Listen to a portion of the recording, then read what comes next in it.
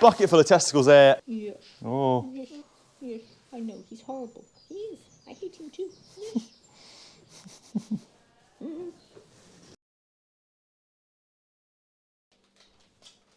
Welcome back for another vlog. This morning I am off to see something slightly unusual. A lot of you seem to enjoy the scanning meat goats vlog, and today we are up for more caprine escapades. I'm going to head up the A1 towards the north end of our catchment, if you like, and I've got another goatee job to do. So we'll teleport up there.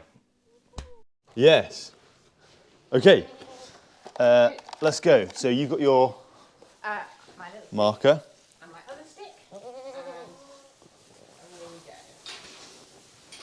Here's a little one. Hello, lad.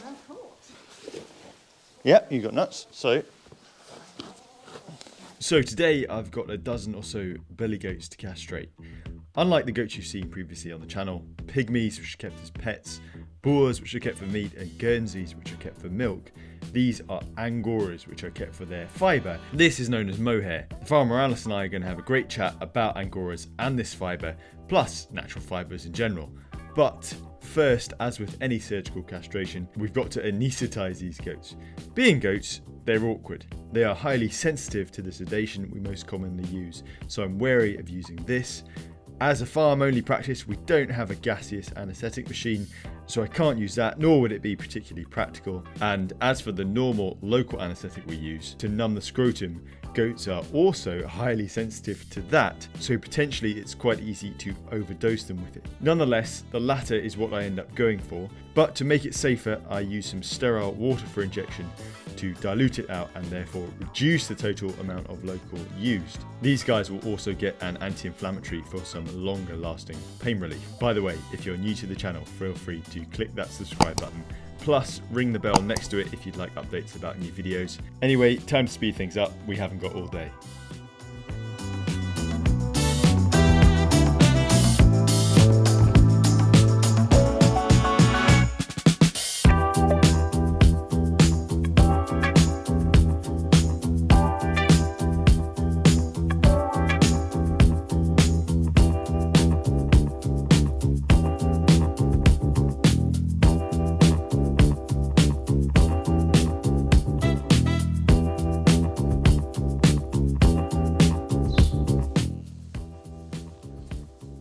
Anymore because I don't like the detail. Well, I wasn't certain. Got him. Is that all of them? No. Right, that is those goats had their anaesthetic block. So again, just like with calves, it's a local, just to complicate things, because goats like to be complicated. They're very sensitive to local anaesthetic. It's quite easy to overdose them. So what you saw me doing there maybe was diluting it with sterile water, just to dilute out the total dose. But they don't seem to have taken any harm from it. Very charismatic animals. Right, and we're just gonna get set up and we'll start taking some nuts off. So, have another go. Sorry.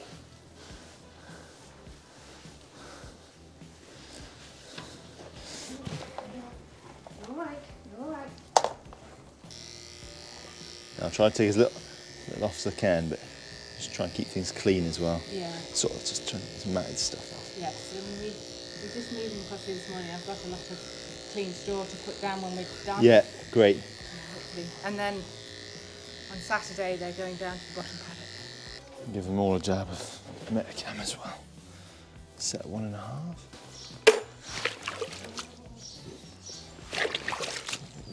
Now I wonder. He's probably too big to be lifted off, that's the only thing, is he? Well, like sit on your, he's okay. Are these little ones where we can? That'd be great, I think. Off the ground, okay. Because just to get it out of that sort of... It's never going to be sterile because it's a farmyard, but I do like to try and make the effort, exactly. Especially goats, because there's something that's going to take an infection and decide to, there you go, you know what they're like. I actually, generally speaking, I stand a much better chance of saving a goat than saving a sheep. Well, I think that, see what my little pet theory is, because goats, they're not stoic. So they'll tell you Yes. when something's wrong. Yeah. Before a sheep will only do that when get it's to it like sooner. at death's door. Exactly. So that's my little pet theory of that.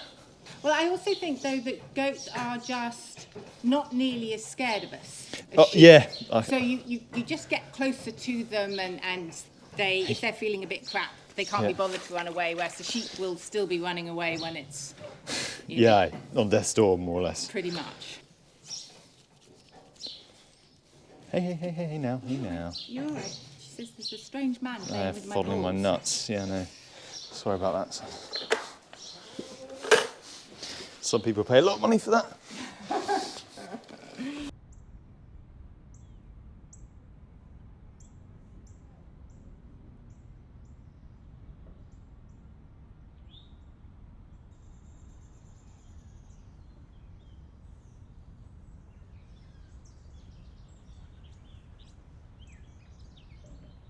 How many goats are you running at the moment? Around about, breeding females, say.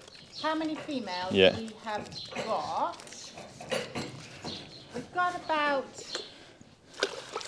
70 females, not including the kids as they're being born. Okay, yeah. So obviously, but it was all young females that were lost in the storm. Oh, yeah, it was, wasn't It it? couldn't have been more catastrophic.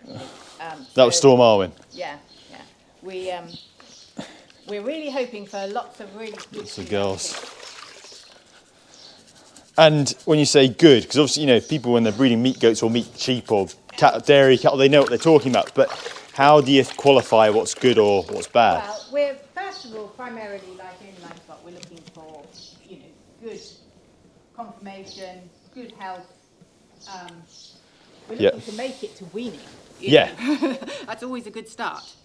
And but then after that, for us, it's all about fibre because we are basically a fibre farm. Yeah. So I'm looking for a good quantity of fine mohair. Mm-hmm. And that's what you call mohair, not mohair. cashmere. Oh no, it's not cashmere. No. Cashmere and mohair are completely different. Okay. And that is the difference with an Angora goat is they are the only goats that don't produce any cashmere. They only produce mohair. Whereas all other goats produce cashmere. So if somebody talks to you about a cashmere goat, all that means actually is that it's a goat from Kashmir. There's no such As in India? Yes. There is no such thing as a breed I of see. goats just to produce cashmere. So if you could catch the goats on the Cheviots, they've probably got quite a lot of cashmere. Have they? Because they're robust. I'd love to do a vlog with them. I'll have to go, get my drone out and try and find them. Oh, well, Apparently you can smell them. I've never seen them. Oh, well, the reason that our original yarn is called Yearling Bell is because that Yearling Bell, A, means Hill of the Goats. Yeah. But B, it's the first place that we saw the wild goats. Yeah. And there's loads of them up there. Spend any time on Yearling Bell, you'll see them. The other thing is that their mohair becomes coarser as they get older. Okay, and that's worse, presumably. You want it It fine. depends what you want it for, but Right, okay. we want the fine, soft stuff. So the younger the goats, the better. That said, we find that genetics play a very big role in that. Yeah. Because we had our dear old goat Blossom. She was still producing category young goat mohair when she was 12. Yeah. Oh, right, okay. So there's a lot of her bloodline in our herd. I see. And that's... Fantastic. If you hold in there, I'm just going to get some spray. I thought I had it with me. But... Friend and I. Hold on, little man. Zoo. Roll over on your bottom. Okay, next, please. Please.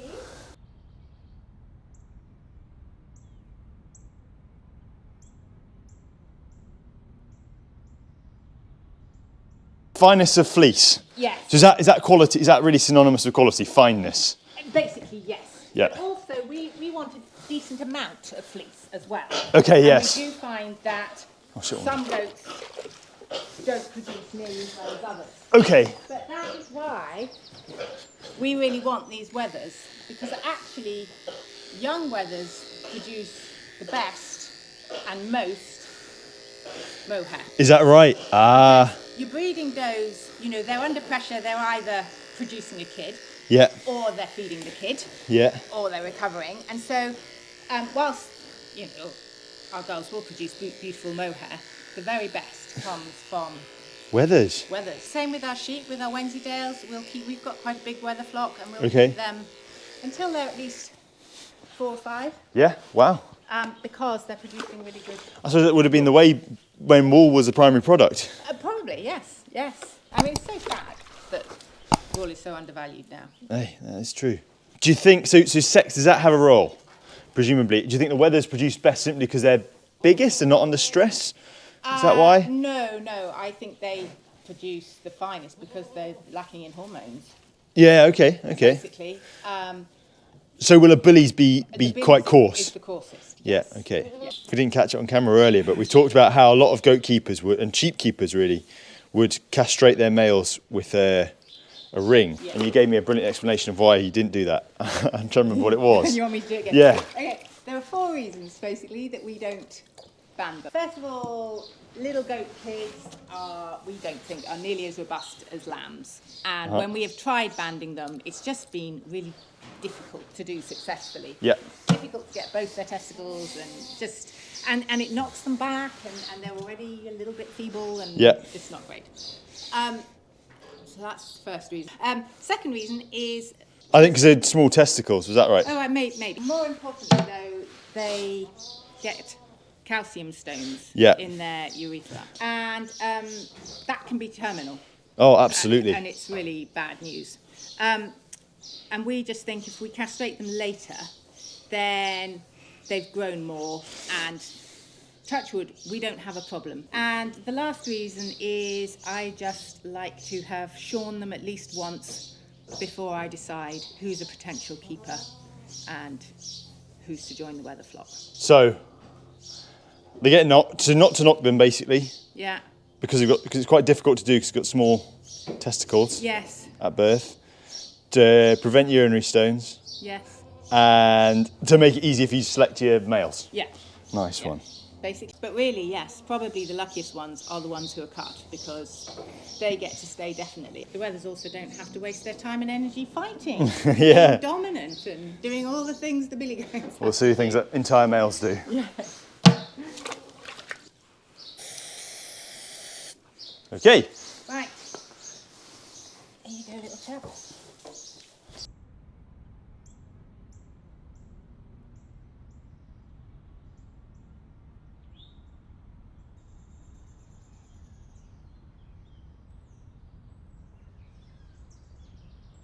I don't normally take a clipper to nuts, but it's a bit like Galloway's, Galloway cattle. Not down there normally, no.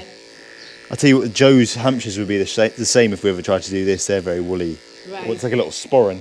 Yeah, no, it's one of the reasons the sheep shearers really don't like shearing goats. It's because you've got to do their legs and their heads and their neck. So that's a good question. So how often are they shorn annually? No, twice. Twice a year, and I just shear them in March Okay. and October. Okay. And is it the same sort of quality and quantity fleece you get each time, or? No. The reason that there's a 7-month gap, March to October, is because they grow more nicer fleece in the summer. Okay, So right. in the winter, for some reason, it sort of gets grubby and sticky and. Do you think that's because they're inside, or? Well, I don't know. I mean, the first year it happened, I just thought I was looking at the black plastic boards and the molasses, and oh my God, what have I done? Yeah. And then I talked to a load of other Angora goat keepers, and they all just laughed and they went, "No, It's totally doesn't matter normal. what you do. It all goes black and sticky in the winter." Having said that, it washes and it's absolutely fine. But the summer fleece just seems so much nicer, so I give that a little bit longer to grow. Yeah. And we get them shorn in March, so they're ready to kid. Who does your shearing? Is it a sheep shearer or is it a specialist sort of goat shearer? It's me. You? Yes, I Bloody hell. we Sounds like hard work. It is hard work, but I don't shear them. We used to get a sheep shearer. Yeah. Who would shear them like sheep. Yeah. And that's fine. Like turn them over and everything? Yeah. And, hundreds of thousands of Angoras are shorn like that all the time. There's nothing wrong with it. But in March, quite a lot of them are heavily pregnant. The difficulty is you don't you don't shear sheep when they're pregnant. Very rarely, no. And I think sometimes people do it on like indoor systems, like they shear them going to house. But equally, I think sheep are just in a lot of ways, in that sense, a bit tougher. So I shear them very slowly, standing up.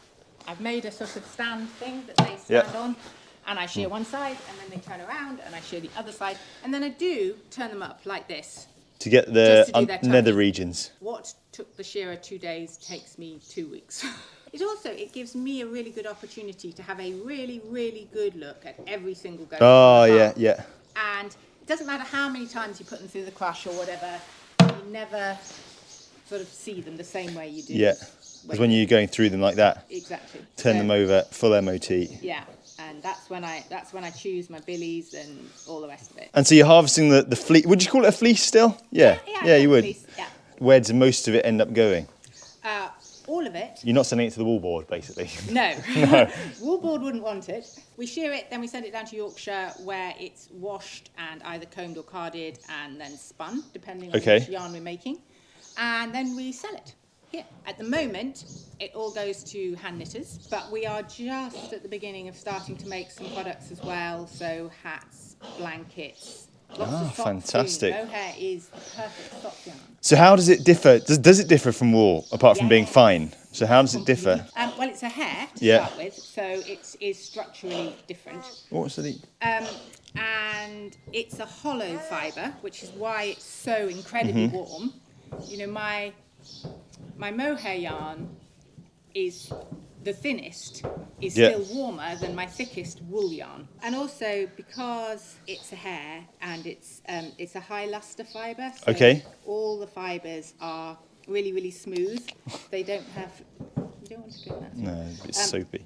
They don't have scales on the surface, which means that they're not itchy, they don't felt. But most importantly for socks, bacteria can't get hold of it, so it doesn't smell.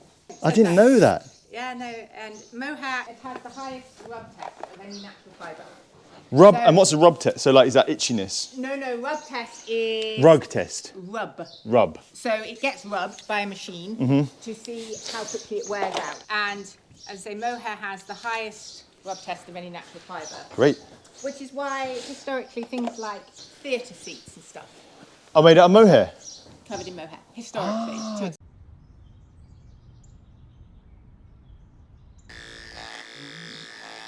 It is very valuable stuff, mohair. So what? I mean, I know there's a bit of processing involved and stuff, but say per kilo, or is that how you measure it? Or? Yeah, let's put it this way. We will lose 50% in the processing of the weight. Okay. But when we sell it, we are selling it for £26.50 per 100 grams. So that's £265 a kilo. So you do have to take it all the way to the end consumer to do that. It's a lot of work. And that's it. I know the thing with wool and meat sheep, you know, it is now a byproduct, isn't it? It used to be that meat. For a lot of farmers, it's been a byproduct. But, I mean, the Australians basically have done such an amazing marketing job on merino. To be fair, that's got a good fleece. It's not like, you know... It has got a good fleece, but I would argue we are now sort of convinced that we can wear underwear, base layers, out of merino because it's soft and it's fine and it's beautiful, and that we can't process wool, other wools, to be as nice to wear. And is that false? I would argue that that's not true. And that's why I would say that the merino guys have done such a good job. Now, merino is very fine. Yeah. But your base layers and things, they are spun so fine. Is that right? So there's a lot of processing. So fine that actually not as good quality wool would actually probably make base layers quite nicely. Yeah. But would be more difficult to wear as your big jumper. But as I say, hats off to the merino guys. They have done a really you've got to push it. This is the thing. Marketing. Merino was good to get people wearing wool again. Yeah. But we need to move people on. It's interesting, most of my hand knitters are sick to death of merino.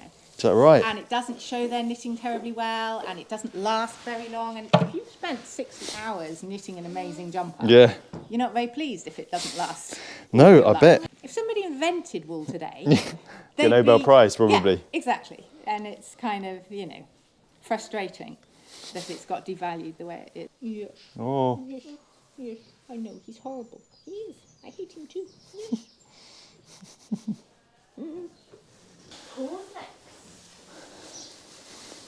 Right, come on then, son.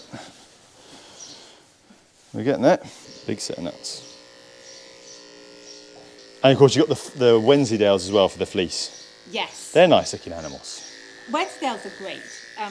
They're endangered, which I can sort of see why. They are enormous. They're one of, I think, only about 3 sheep breeds that's actually high luster. Yeah. They're also the biggest native breed. So those wethers you have must be massive. They're whopping. They're absolutely whopping. So I can see if you're keeping them for meat, they don't meet the supermarket standards and da-da-da-da-da. But they do have the most wonderful fleece, and they're great animals. Yeah. And we didn't start keeping Wensleydales until the advent of things like click. Yeah. Fly strike on Wednesdays must have been horrific. And it's really interesting, like I did a video when I went down, this would be against your religion, but it's always good I like to see different things, and it's always interesting to be nosy. But I went down to a chap who developed X-Lanas, or one of the guys who developed X-Lanas, which is one of the shedding breeds. Oh, I see. And he made a good point, which was that, you know, people start to learn more about their food and want to know more about farming. 2 of the biggest chemical inputs to sheep, which is also a cost, is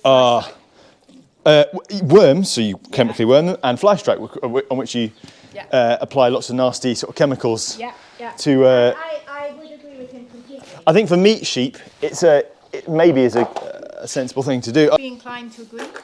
And it will change, you know, things will come full circle, no doubt, but at the moment you can see why people are looking towards that sort of thing when they're meat sheep producers. Well, and on the worm front, I have learned recently actually to do fecal egg counts myself.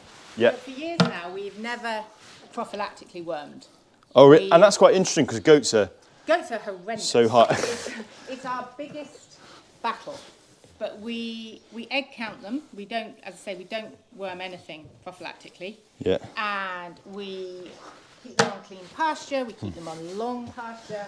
We grow all sorts of things that are naturally worming. Yeah. And actually part of our breeding, we do consider how particularly prone a particular animal is. Yeah, okay. It's interesting, like the motive and the trend for these things always changes. But it's all sensible stuff. Like you could sell that as, you know, the not worming or only worming when you need to thing on an ecological basis. You could sell it on a cash basis. You could sell it on a time basis. You could sell it on a resistance basis. You know, all of these. Guess what? It just makes sense. Of the goats basis. Just makes sense. You know, spray.